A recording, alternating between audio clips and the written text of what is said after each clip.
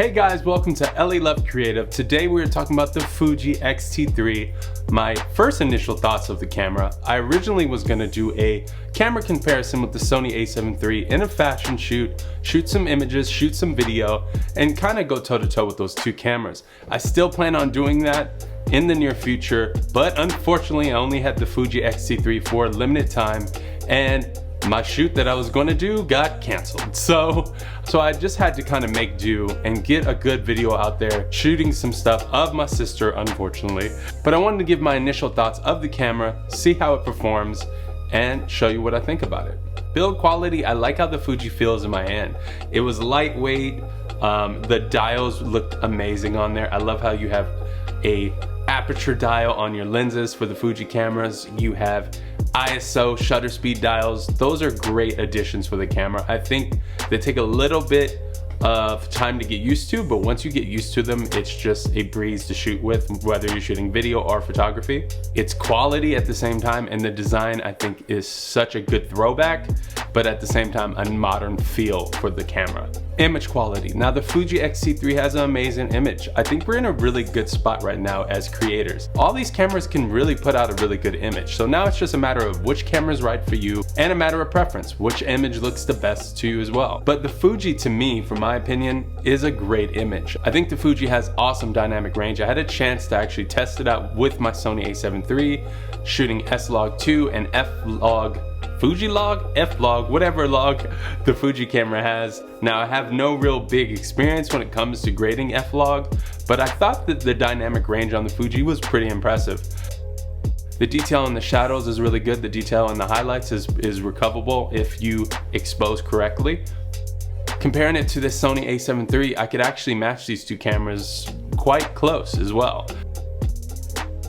I wish I had more time to mess around with F-Log and really just see what kind of settings I would want to do for that, but so far the dynamic range on the Fuji is pretty good.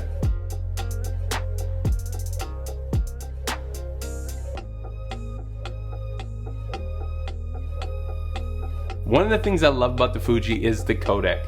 Now I'm a big fan of the Sony A7 III. I'm very sure y'all can notice that from my channel, but I really like that the Fuji has an H.265 codec and has 10-bit recording. I think that the Sonys are limited, or should I say the A7 III is limited with its 8-bit recording.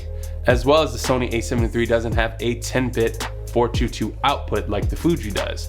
If your stuff is going online, it's not the biggest deal. I personally would prefer it if I had the choice, but I would say that if you decided to do some commercial work or some broadcast work, the Sony would be lacking in that department, and the Fuji X-T3 would be a great camera for something like that. Autofocus. Now I know that Canon has the best dual pixel autofocus in the game, but I think Sony has come a long way when it comes to autofocus. The Fuji X-T3 has pretty good autofocus. I did some tests comparing it to the Sony A7 III, and it held up pretty well. I would say that in low light conditions, it's not the best compared to the Sony, but the Fuji X-T3 autofocus works pretty good.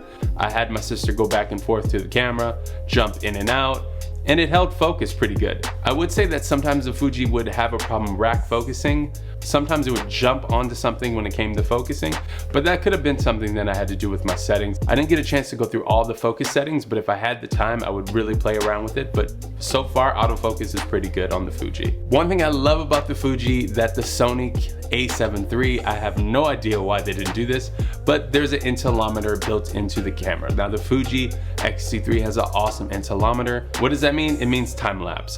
The Sony A7 III doesn't have a time-lapse feature. Yes, you can do 1 frame per second on their S&Q mode, but the Fuji has a dedicated interlometer, which I think is a big plus in my opinion.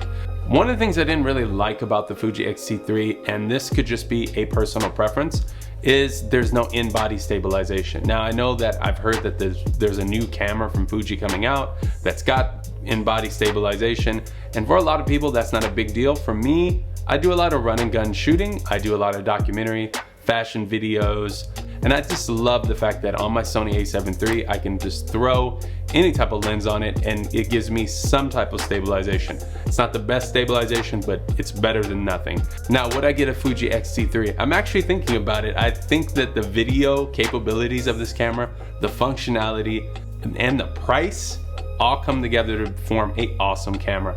I think the Fuji X-T3 would be a great A, B, C, D, whatever camera you want to call it. I think it would be a great camera to add to your kit. So that's it for today. If you like this video, make sure that you share, like, subscribe, and comment. And let me know if you have any questions regarding the X-T3 or any other questions regarding filmmaking or photography. And I will see you next time.